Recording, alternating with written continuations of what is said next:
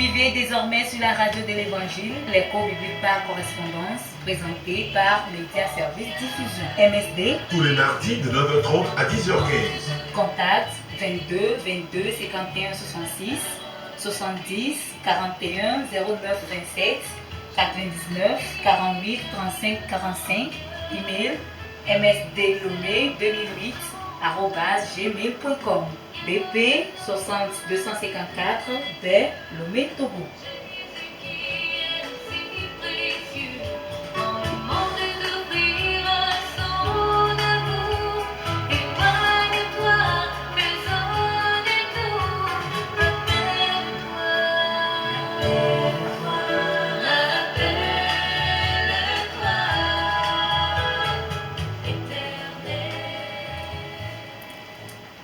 Radio JVA Yesu lomi be todola loloao iho mia pe gbedona meo to mia fofo Yesu Kristo be nko kwasilaji mi gbale mia be nous sommes soinji ke amesi ko be nko mi lese eleni dogbe de lao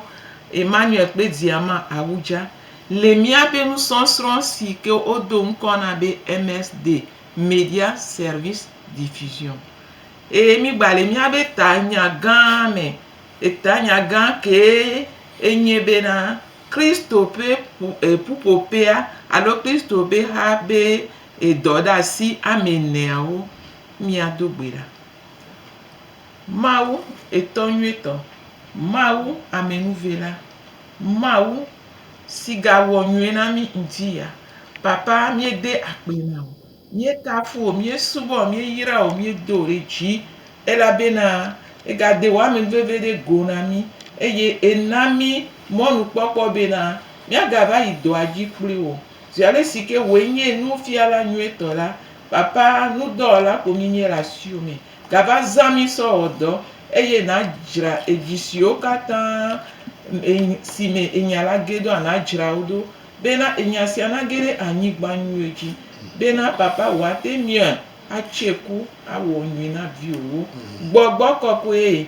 va yeji kuromi eye bena wa me gbo nono ni de bribo le miame le Yesu Kristo ben come ke mi le glon bena mi le miabe etanya gan si nye Kristo pe hape doda si amenia doda si gbanto ele nyebe Kristo pe ha alo Kristo pomea ebe doda si gbanto nyebe na avako Kristo pomea alo Kristo pe pupopea enye avako evegwa ele nyi doyope etongwa ele nyi pome gan si o tude ma ube kpode muchi eye enegwa ele nyi nusompe ke mi ponu pokuro ameto bayi amene gwa me emile yemi gbron ebe akpade bayi egbe ami gbale le ebe akpade ke ele nyi bena o eyabe tanya ele nyi bena kadodo plipa kudo mia fofo Yesu Kristo eye le nwa mi ama so enyana apetonyi ye ela ye chinani enyo to yina la o ma bagbe si ojiko plan gbala ne yira mi gbogbo re nto eye ne hunya be jiko pa gbo ple mi ape nunya be na ya sende gome gbe aso de do me tanya gan sike ne le nu so son pa no ni Kristo to yo hope gwa baji yo be anyi Yesu be nu son la enu gbato sike me o la nya nyi be na kadodo plipa paple maou kadodo plipa paple maou les frères Tibéma bobe l'intimité avec Dieu, notre intimité avec Dieu. Donc à l'époque mais kadodo plipa alors nya ba glombe le kebena e nya be Kristo to atia acha paple maou ado kadodo nye paple maou enyi nu gbato sikola fi Kristo to sike ne va ame be va son mi glombe na erani abakon erani doyope erani pome eye pome me yo fiana enule pome me ye odena musikeni eto sikeni mawa fiana pome la eye pome so dena dome Entita mi wo mi ame to se no na mi pe mi abon ku po no be na enu sikene je ne Kristo to big gbangba enyi kadodo pakple mawu kadodo pakple mawu anonyi pakple mawu eye asọdele mena mawu eye mawu tsana asọdele mena o teƒe sia me ye ɖo na to mawu le mawu ba kpɔtɔ le ƒonuƒo to mɔ vovowo dzi eye mawu tsa le dzi bena sogbea die la ame si ke xɔ kpigbɔ ba dzi ye do kadodo kpakpli ye le ƒonuƒo kpakpli elabena ado gbe ɖa anyi be aƒonuƒo kpakpli mawu mi aƒonuƒo ne mawu yo aƒonuƒo kpakpli mawu mawu la ƒonuƒo na o wòtsa aƒonuƒo ne mawu enyi gbedodo ɖa kafukafu subɔsubɔ la yehowa mawu si wɔto wɔnkuvi la eƒona nuƒo vɔa ehiã be kristo tɔdo la do kadodo nyuie kpakpli yehowa wɔlawo ame ke ne de agbe lãme nɔ ame si ke na bena egbe la wòzu kristo tɔ la ehiã be nado kadodo nyuie kpakpli ne ya mele me oa egbea mi kpɔ ɖeke ele dzea mi kpɔ ɖeke nuwo le yi ɖoa ame gbogbo ɖewo le ɖo kadodo kpakple mawo woɖo kadodo kpakple eha kple kplɔlawo eye ne va ve me bena enuwo va sɔ afɔ le ha me o nu va sɔ afɔ le kplɔla me la wa ame gbogbo ɖewo wobuna wome xɔ se ame gbogbo ɖewo lea womba yina tsɔtsia ŋutɔ tsã womba yina sɔleme ŋutɔ tsã wotsina xɔme eye wonɔ adegbe ƒoa no nya si ke me dze agblɔ vɔa mi ku ya ma yi nenema ne mi o tsita mi wo mi ame to se nu mi aƒoƒo ku ɖe kadodo ŋuti ŋkɛntsi ta emi ɖa ɖo kadodo kpakple mawu lo ŋkɛntsi ya mawu le dzi ya ɖo kadodo kpakple mi o ele se tɔ kple vie ne me ɖo kadodo kpakple tɔwoa enyra eye ne tɔ me ɖo kadodo kpakple o tsã eba nyra vɔa mawu ya etɔ enyi ne mi etɔ tɔtɔtɔ enyi edi la kpɔ mia ta edi la na yi kpakple mi ele di be ave mia nu vɔa nu si ke ne bi bena mawu di be miawɔ ne gbãtɔ enyi be miado kadodo kpli eye yayra ame nuveve ame takpɔkpɔ la ala sua ame si vɔa ne yamu le me oa mi ti gaglagbe eye no ti gaglagbea abosãwo ela akpe ɖe ŋuti o nado kadodo nyuie kpakpli vɔa eya ne me dzi ya na mia katã si ke ne le to dzi o kpɔ mi wo toa miase nua gbɔ bena mawu di be miado kadodo kpakpli eye miaxlẽ enya ɖewo le biblia me miaxlẽ nya gbãtɔ si ke dzi be de sɔfiɔ bena eɖo kadodo me nya me la enyi Esaya ƒe agbalẽ eta blane vɔtɔ kpikpi gbã sɔ yi ɖe enelia mi nye kloe vɔa enelia ko ye miaxlẽ enelia le gbɔgbɔ bena esi ne xɔ asi le ŋkunye me bubu le nuwo eye melɔ̃ wò ta la matsɔ amegbetɔwo ana ɖe tewòƒe kple dukɔ ɖe wò agbeta esi ne xɔ asi le ŋkunye me bubu le nuwo eye melɔ̃ wò ta la matsɔ amegbetɔwo ana ɖe tewòƒe kple dukɔ ɖe wò agbeta eye biblia sɔ yi dzi bena ale si ke yeyɔ ye wòtɔ ne ye wòwɔ kadodo kpakple ya no to zome la ezome ma fia o etɔ ma lé o ezo ma ɖe ma wɔ naneke na o elabena wòxɔ asi na mawu kristotɔ wòxɔ asi na mawu gbogbo ŋutɔ ye mawu ŋutɔ le ƒo akɔta le fie le ƒo adegbe bena esi ne xɔ asi na ye bubu le nuwo melɔ̃ ta la masɔ dukɔ axe ɖe tewòƒe eye dukɔ ɖe wò agbeta eye amegbetɔ ana ɖe wò teƒe o etita mawu te gbe le dzi esi ne xɔ asi kristotɔ wòxɔ asi na mawu vɔa no do kadodo nyuie kpakple mawu la asixɔxɔa ɖena ɖe go eye mawu ŋutɔ le ƒo nuƒo le teƒe sia le gblɔ bena esi ne xɔ asi ne ye ŋke ŋuti o eke xɔ yesu si aƒetɔ kpe de la ne la wòxɔ asi na mawu elabena kɔ yesu ƒe gbɔgbɔ le wɔ me mawu ƒe gbɔgbɔ le wɔ me mawu lɔ̃ ale gbegbe bena eƒo asi akɔ eƒo anyigba bena ɖe evinye wòxɔ asi na ye asixɔxɔ sia eɖe sɔfiɔ ne wòɖo kadodo kpakple yehowa wòwɔla la asixɔxɔ sia ɖena ɖe go ye mawu dona bubu le mia ŋuti eye mawu ƒo asi akɔ bena ye lɔ̃ wò ta la yasɔ amegbetɔ axe ɖe tewòƒe yasɔ dukɔ de wò agbeta mawu le ƒonuƒo le fie ebe no to zome la ele kpakple o no to tɔme la tɔ ma lé o ŋke ŋuti o asixɔxɔa kple kadodoa ena egbea kristotɔ gbogbo ɖewo lea mele bɔtɛ o ele abe kadodoa me liko. So ye dia miakpo, Jérémie pas gbanlé. Jérémie pas gbanlé. Établis ton voix de cas, puis et ton lia. Jérémie pas gbanlé. Bla ton voix de cas, puis et ton lia. Les bena. Yehowa de edoku fiam le didipe. Me tcholon ma vola l'en et yata me do amen veve di nao dédié à l'air. Yehowa de edoku fiam le didipe. Me tcholon ma vola l'en et yata me do amen veve di nao dédié à l'air. Yehowa est pour adegbe. Yehowa est le pour nous pour le gapo siabe. Les didipe là, Yehowa de edoku so fiami. Pena et son lon ma voix, lon chike me vonawa, son lon ma voix. Elle a bena les mi poto me la, les holland de ple nous bobolo me la,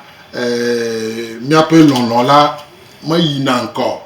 Lon la e kulo mdenti, lon kulo mdenti ne lo na mule du. E mi lo na gam, e olo le kenam la malon, kake me gam baba lo kwa,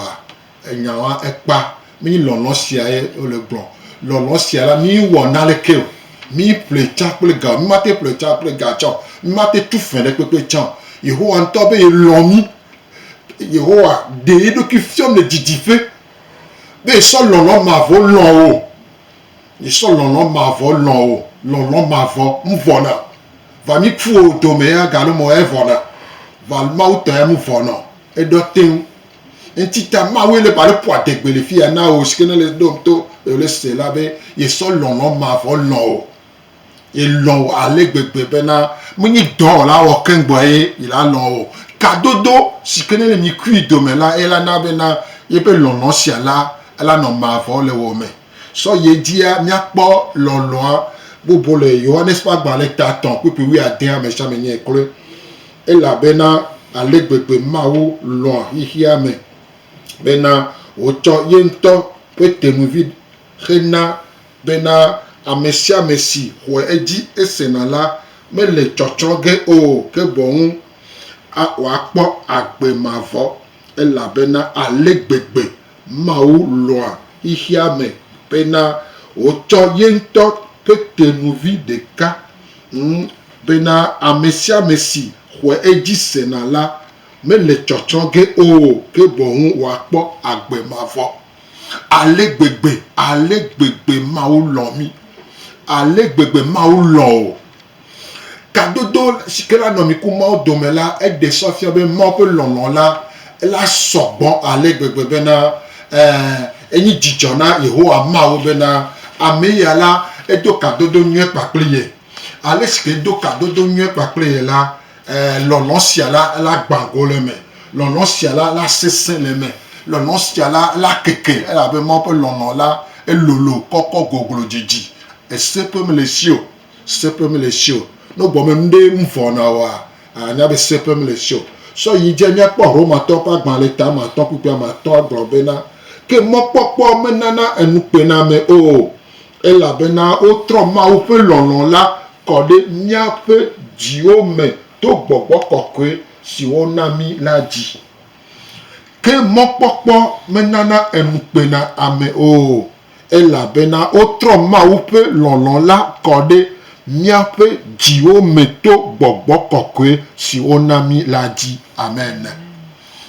otro ma upe lolon kode miape jiwo me to gbogbo kokwe si wona mi aji ne gbogbo kokwe le o me la gboso so me la lolon le va ne nyi be gbogbo ale va mutele lon amewa enyale le tepesia ela be mi ku me kadodo a mo po sogbe haro ehia kadodo ehia mo po kadodo gbogbo re nto ena be na lolon siala ni nya leke ma odudu koro mi amelo ma winte po le po adegbe le tepesia be na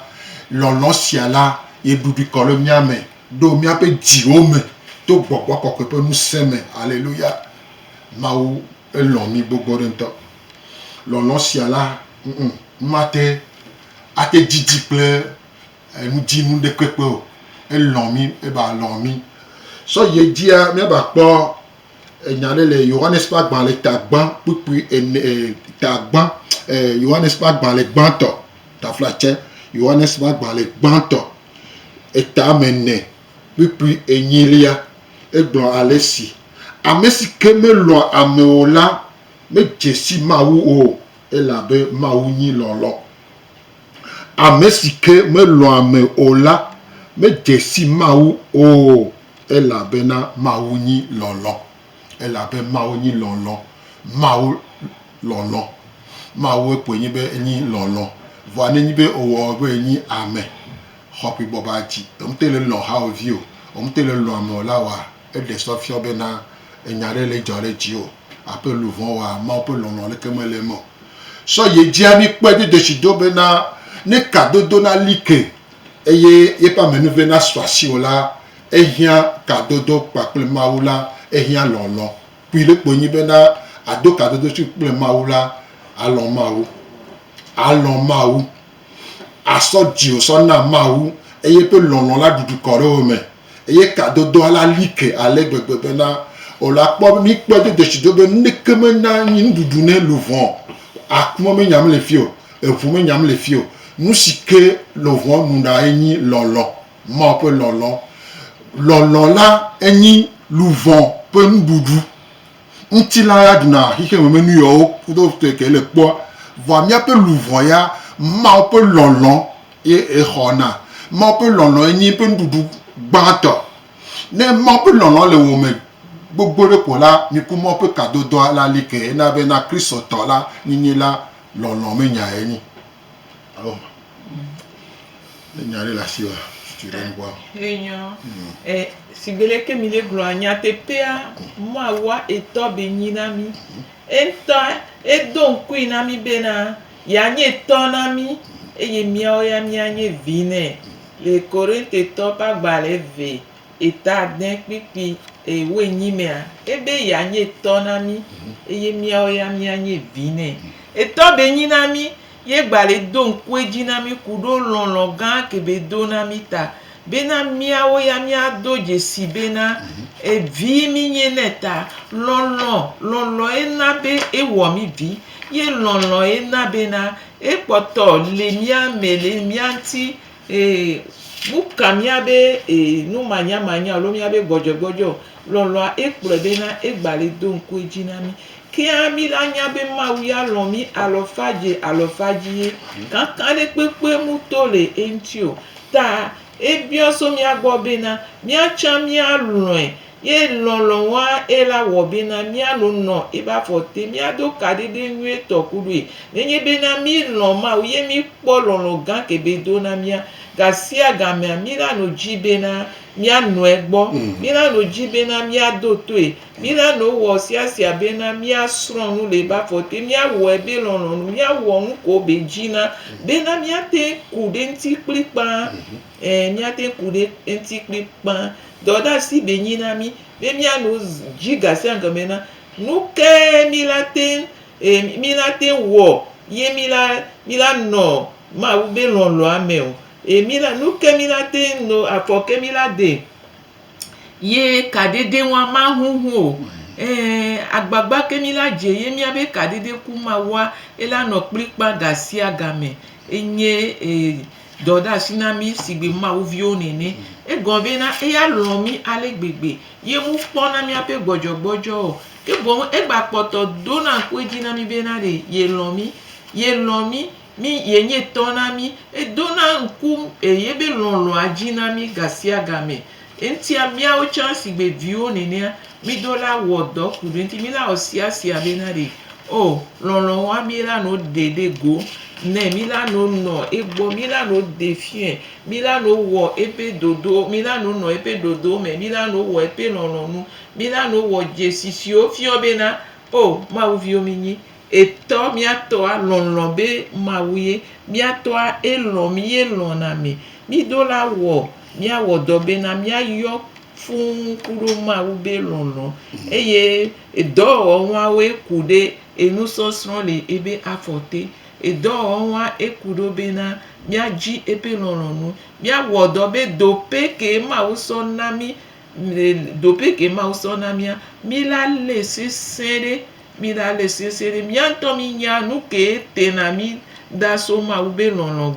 e abe lon e le bribo mu de na poto wa mi nya be nde na be na e mi jona le be lon alo e dore ba non na mi ame ta mi la jagbagba be na mi ano lon wa me ye e dore pepe ma no mi akuma udo me alo e mori pepe ma no mi akuma udo me mi ano e gbo mi ano enti pripa e mi ano sronu le e ba fote mi la no de e ba fo mi la jagbagba be na mi ano no ebe lon nu me ano we be lon nu eye ameko ola po mi ya ola doje sibe ma wu vi we nya me ya o ponde le mi ame o ponde le mi ame o poje sibe be na minye ma wu be vi o enyo kadodo sia pakple ma wu la nya kpo amoro le bibla me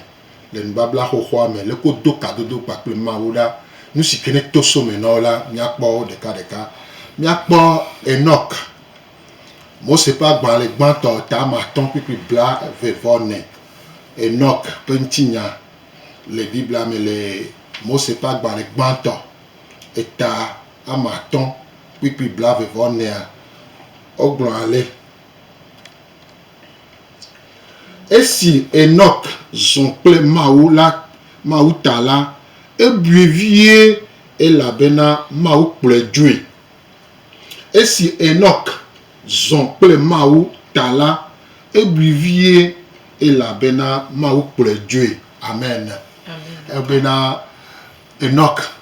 e zon pa ple maou alegbegbe e jehon pa ple maou e nai pa ple maou e dobubu le maou nti alegbegbe bena gbereka gbe amekuo maou ple djue agbagbe maou ple djue agbagbe on ba pe le djue amo le ke jola maou de kapo nya amerike me nya maou sikene klo Enoch jobo agbare nya bio sebe e 3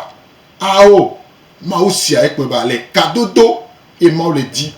Enoch e son pa pe maou e me kadodo alike alegbegbe bena maou ple djue agbagbe me tuo yo o chone maou sia e ba le wo e pe do miawe na bena nu sike nyi le blema mela egbela mi ba pone nene mo mia ba yire efe gbondi Abraham nya po Abraham ni holon ma pe holon obe Abraham ni ma pe holon alegbegbe bena ma obe ya gbadure ma obe ya tonzo dure la ma o te gogo Abraham le bio se benare e di la gbadure e di la tobo dure ale le ki apero oku ma wo le donya mi apo nya si ale mo se pa gban le e ta gban to mo se pa gban le gban to ta frate mo se pa gban le gban to e ta weni pepi we Adrien la e pour pokoro Sodome e Gomorrhe anti ma o ja gban Sodome ko Gomorrhe e va le bio Abraham obe Abraham ni mo be hono Abraham je hono kudo maou cha je hono pa pri eye maou ododo de lo Sodome Gomorrhe nti la maou diva anigbandi va jenko Abraham be ja gban Sodome Gomorrhe leke apero ma yo tonya di maou si amutro ni la te je hono ku maou kadodo pri pa ku maou ina bena olani mo pe hono ne maou ododo le la pa gbodi ala veme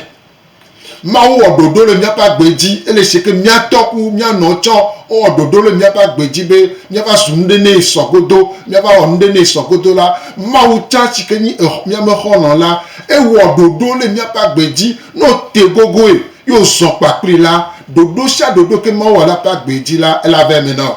yo la pe plein couche mia halo ene egbe mia me shikono le e mo anu la mi do kadodo nye pa ple maou la maou de nu sike mi ya ba nyine le anyigba ya di le kojogbe ala eye ya no te gogo la maou la de élocution elle a des tentation fion nu siko ya ba nyine la anyigba dia ma ba ni americano dangba ayi miodi ayi dusidi maba nya musiko la wala yingba je wa ma wo ododo la pa boji so ye je mi apo Mose ja ni malu mo khon obe mi ahlen Mose pa gban le gbanto ma pa ye Mose pa gban le tagban pipi blaton voton mi ahlen Mose pa gban le Mose pa gban le gbanto et ta blaton voton pipi we de ke mi ahlen mi asenyire bena mawu wonde le tepesia eye mi agbon bena ske mawu siada e3 me 3 bere pe gbo e gbon bena ho ni ta frache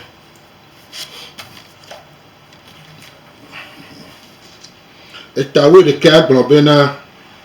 eye Yehowa fonu kple Mose nkume pe nkume me abe alesi ame kple xɔlɔa fuanu nyue ene emegbe la egatrɔ yia asaɖa la me ke eƒe kpeɖeŋutɔ Yosua la nuvi la ame si nyi eƒe subɔla la medzona le agbadɔa la me o eye Yehowa fonu kple Mose nkume kple nkume abe alesi ame kple xɔlɔa fuanu nye ene amen obe Biblia na mi nya bena obo Mose kple Mawu la okana sen opona nfo nkume se xɔlɔ kple xɔlɔ ne no je xɔlɔ kudo xɔlɔ mi ku xɔlɔ jejeare nka mi gblɔnɔ igblɔna nya wawlawo de na ndo mene nyanɔnɔwo eya ta ɖe be Mose la etsa leke zɔ kpakple Mawu la omu kpɔe me ɖi ƒe o omu nyafi ko ɖi le o Mawu kplɔe dzo kadodo si ke ne le ku Mose dome la ena bena be Mawu fɔa nufo nkume kple Mose si xɔlɔ kple xɔlɔ ne amen Mawu dzi be anyi miame xɔlɔ Mawu dzi be anyi gendarme alo policier alo nka gbadagba alo ntasela ame vondi ao Mawua elomi alegbegbe lolo kaya eso lomio lolo elolo koko gogro kaka amono Biblia me amoni Maupa meo kono Biblia me la Mose Abraham o jeholo pakple Mawu eye Mawu de Adam nao Mawu nao ngo enyasi komi le gbe ela be osun Mawu pe holo eye Mawu fo adegbe pudo so ye je mi akpo David vila mbadi nu mo so na ndi nu amen David mbadi nu mo so di so na ndi nu mbagbojo do kadodo nye paple Mawu e na kpo mi sike Mawu la wa kadodo ma na yi paple Mawu e na mi le sagara sa di ogbe apu fie no do kadodo nye paple Mawu jesi pe nkunore ela kplo chando seke kplo David do obe David lo Mawu alegbegbe bena ejina ha enyi Salomo ejina ha so kana free subone ela be jidejira mo pe nu jona dine ale siko jiro jesi no eto ako jesi vale Israel ngbadia David sikenyi ahasi mevia ofona pe ekunaye voa Mawu lo pe nyagbola odo nko adodone David men kwenbe Mawu lo e pe kwenye Mawu lo me nyagbo nfo pe o mu wi o lo me nyagbo voa Mawu lo alegbegbe bena agbleme le o va droe piti so va home bena ejadu fio nse ne peto gomo kakala do ahwa mela no la gan Samuel kwa milo tadine bena gbe ozo Israel vi o me fio mumadi nu mo so na ndi nu kadodo paple Mawala na bena o cha azu ndi nu la yin gbadi amo pona lo bu voa kadodo mi ku Mawu dola eja na bena o ma ba po le nene mo la po trotro patala ba apa gbo me David we ena bena e ka po Goliath oba mi adidi meta meton akota kekene meta reka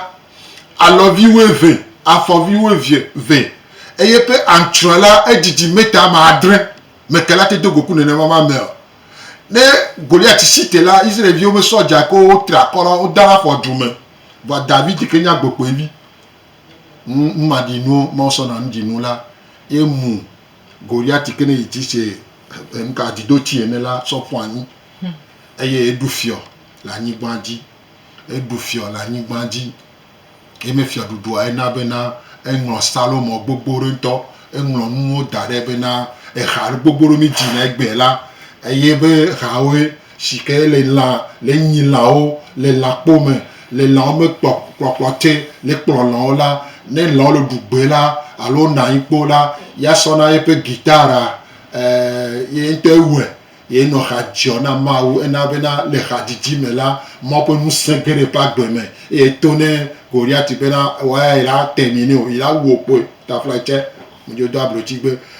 ya gbe do me na kokokoko ye ve ji pe so de pe roba tu me mo pe mu sen ne kadodo le mi ku mo do me a mu sen na meme mo mu se kata to kran me dona eye ndo le la wala ni gbaja o nto la o mo dan no ngala se bo le coudre le va me dre le coup ma we le deson la pa gbo me e tita mo pe lolon la ne le ameme la o hona gbese ne mo pe lolon le o me la gbo so me la la ho gbese na ma wu tododo pleji wo wala bibla na mi nya be na e wu fosta tododo pleji wo wala ne mo pe lolon le wo me mo pe kadodo le wo me mo pe yaya le wo me la lolon le wo me la lolon sikele le wo me na be na nu sikeme jonathan ma wo wa matewe ne lolon le wo me mo pe lolon le wo me la nu sikeme jonathan ma wo wa matewe ne mi kudo lolon holo mi le la ndo le am jonathan holo wo mateno walentio ne mai ne lolon le wo me eye epe mo pe vonvon pe mo pe bobo le wo me la e de sofia be mo pe kadodo kene le wo me la e de sofia be na ne mo gbon yimi odia ola yimi odi ne mo bobo na yan awoleke ne mo fo la se aso de to me eye mo pe vonvon la na wo me ke ngbo na kenu azo me ke ngbo na kenu agbonya si ke ma je ola wa ola bunti gbogbo re nto no lo ma wa ola no ha ovi madame de la siwa tutu mi kwara sibele ke mi le blon a denji be ma u be lon le mewo ye olon mawu ye odoje sibe mawu lo o la wo sia bena o chan mawu ba me gbono no a ela no debribo le gbo o ejinwe la no asiwo susunwe o la no asiwo ye o la demo bena mawu be ejiwa ela nye no pe na mawu susu wa patan o la sodo mawu be poplote eye edewa ntocha ola jagbagba bena ya die nto be ntina be den adi aso dida nyigba aho ma ube den eye ola no zon le ma ube den me ma ube den ela no asio ye na be ochon la tempo na ano ponupo sigbeleke ma u pona no ponene ola no wonu sigbeleke ma u wona nene ola no da fo sigbeleke ma u jibena adafo nene o ma gba lon bena a onto ale ntina be onto apo ntina be enyare pepe o ola no do to ma u ola so mo popo wa pata dari ma u ji ola no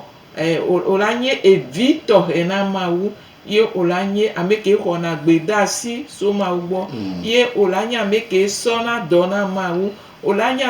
ameke bobo na edoku na ma u ola nye ameke wona ebe lononu ejina epe lononu na wo nto doku o na ameko dome olea na popo mea apo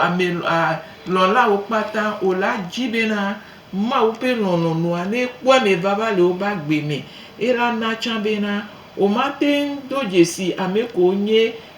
futona o aloleke o ola nyabena na mede site de ntiwa site do ma wuntie ola tati apo agbe apata na ma u bena mawu ŋutɔ ne xɔ agbe wa do se mawu ŋutɔ ne no kplɔ wo ne kplɔ agbe wa kpata ne kplɔ apo susua kpata eye woku mawua emɔ ɖe kpekpe ma nɔ mia dome o kasia gamea mawua be sikɔ la no ti o eye mawu ba dɔ la no wɔ no le mawu gbɔa o ŋutɔ o la no kpɔ bena mawua tsã ele me o mawua tsã ele dezɔli me o eye wo ya agbe wa ela tovo ela di mawu ye dzidzɔ vivi sese ŋuti fafa ela yɔ agbe wa ya fi ɖe kpekpe ko da fɔa o la no de nene be vivi sese ba fɔ ye. Enyo ekpɔtɔ ŋutsuvi sue aɖe la míate ŋu ka ne todzinɔlawo etodzinɔla dzi be ayɔ abe nya ɖe se alo abe ase ŋɖe gɔme la eka ele huhum gabɔƒo sia me bena nase ŋɖe gɔme la míahu ka ne mi míate yɔ mi le 93 04 38 38 93 04 38 38 blasi ɖeke vɔ tɔn na leke ene blatɔn vɔ nyi blatɔn vɔ nyi blasi ɖeke etɔn na leke ene blatɔn vɔ nyi kpɔa míakele míatsi le radio JVA yesu lɔ nya gbɔ eye lɔ mi hu ka vi ɖe ne mi be míate yɔ fã ate biɔ nya ɖe se alo dzi be ase ŋɖe gɔme alo dzi la agblɔ nya ɖe la emɔ ɖeɖe le ekpɔtɔ ŋutsuvi sue aɖe ko etsi ta yo míayi dzi míaƒo enya ta ɖeke bena kpui ɖe kpo nyi be kadodo kpakple mawu anɔ mawu yome alo mawu na yome la ena bena wo amenyinyi awɔ amenyinyi le kristu me la dena ɖe go alo wo amenyinyi la de ɖe go eye la do bubu le mawu ŋuti eye mawu ƒe vɔvɔ la nɔ wo me ale gbegbe bena miku mawu ƒe kadodo si ke ne li ke le agbɔsɔsɔ me la la na bena yayra wobe biblia na be ame si ke xɔ dzi se la ŋku kple dzesiwo la kplɔe do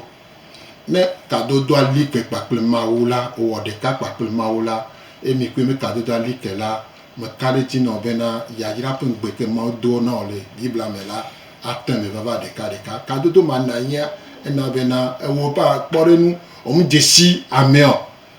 ɔmu dzesi o kadodo mi kui demo va le bia bene na enua leke la nɔ ɖo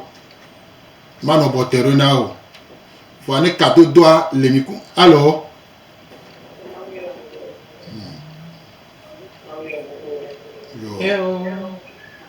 mi de kuku míate nya miabe ŋkɔ akɔ afi ke mi yɔ mi so akpe kaka.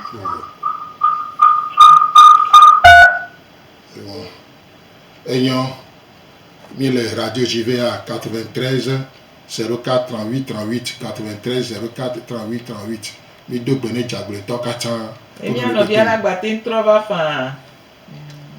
Enyo mi le enya ta ƒo ke zɔn eye mi le ƒoe dza vɔ bena ele veve ɖe bena eya ele si kpakplɔ le me nye ne mawu de mɔ ne yesu nu vɔ oa bla la gbe la míaba va yi edzi míaba va yi edzi eye míaba de bubuwo ɖe go leke míaba wɔ ɖo ye mi ku mawu ƒe kadodo la likea ne mi ku mawu kadodo la likea dzesiwo zena mi la ƒo ŋkɔ ku ɖo dzesiwo tsafi mi sɔ bla la gbe mawu ne yra mi eye mi le gblɔ ku biblike le ƒe nya nusɔsrɔ̃ le va yia mi ƒo ŋkɔ ku ɖo ŋuti va yi gbogbo ɖe wa mi egbe nya ɖe kpe dzi ne be fi ko mi de ɖoa ye ko mi la ba yɔ ne mi nya ame sugbɔ kplɔ mi ɖo xoxo egbe la miasɔ teƒe si ko mi sɔ nusɔsrɔ̃ da ɖo ke la nɔ alɔsɔƒe nɔ eye ma ba tukala ke ava mia gbɔ le tokɔ seminaire le nukatima awo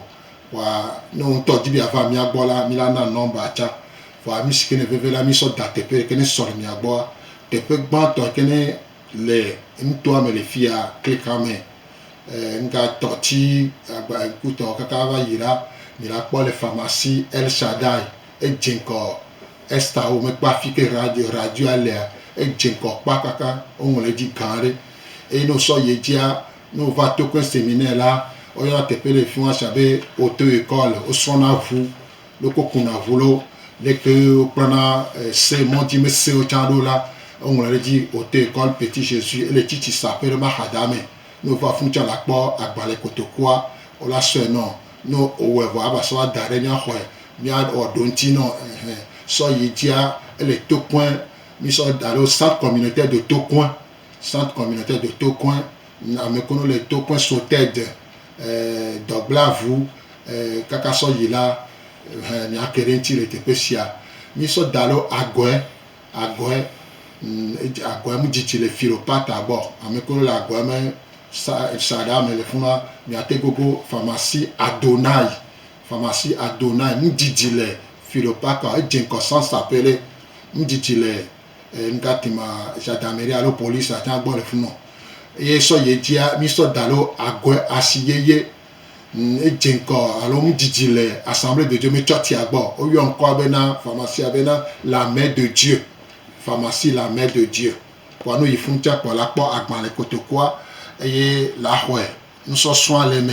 so ye dia mi so dalo ben toi mais centre communautaire de bain kere pas mais na bien na fofo le ta se yobe Lazare allo directeur a o yebena Alex wa ola kere nous sommes sointi ma mdi direte spéciala a medjo zepere les pas de sous à même moi dit en moment que ne yiro mi ape ministre ma homer nka medjo sepea mu di téléphone o yebena hôtel de l'amitié quoi la kerenti et nous psychologie wa seno a so de dorme et a mesikono le didife comment te va l'homme écoute va wa la wa milate we par poste média service diffusion cours biblique par correspondance BP 60 254 Lomé Togo. Média service diffusion cours biblique par correspondance BP 60 254 Lomé Togo.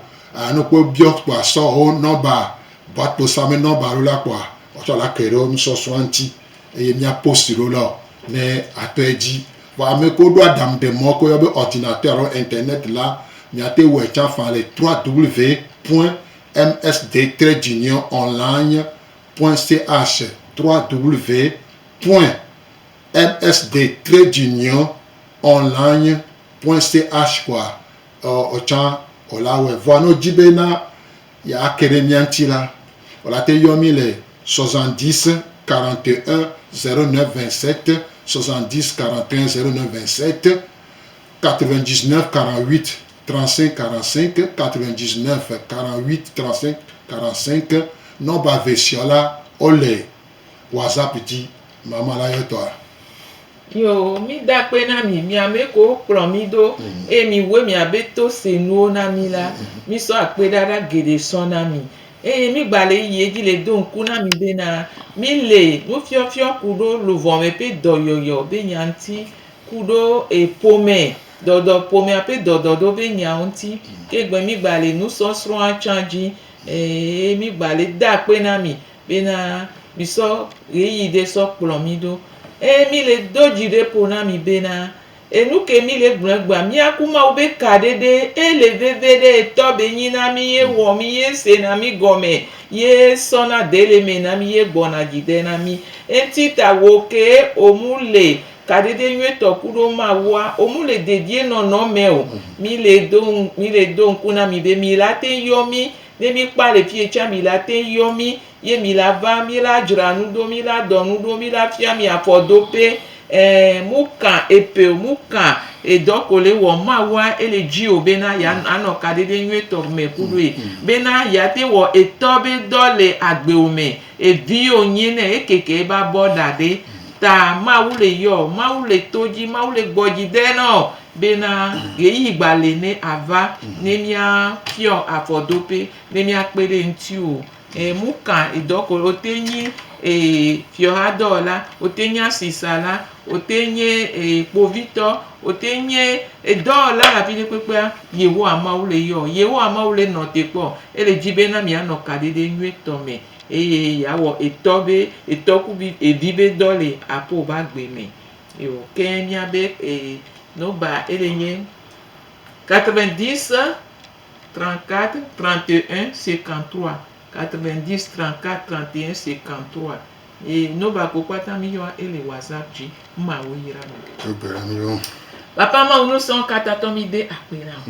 Ela bena etoyo ni onyanu ke ohiana vi ondia. Eye ogaba sodo ame. Ibi obe gbogbo kokwe wo mu senge de megbe na nyaya o. Bena enya o ma chi anyi ke o ma mio. Enya ne mie ne cheku lo ba gbeme. E wo nto ayeji ahu eme na o ade eme na o. Bena eme na kona o. E na ga do mu se o bena. Wa titele wa ba foji. Wa ji kadede nwe tokuro. Wajibe yo ano pome nwede mekoe etoke do apo okpode muji wajibe na yo akolu vome pe doyoyo ke na bena o wapa gbe ala debrigo gbogbo kokwe mi de apena o mi subo mi yiro boya o le dojo mu tona te o ke mi gba bio bena gbo kokwe idoji le do pe ya bena wo fi arupia na kekedeji le Yesu Kristo ben come amen.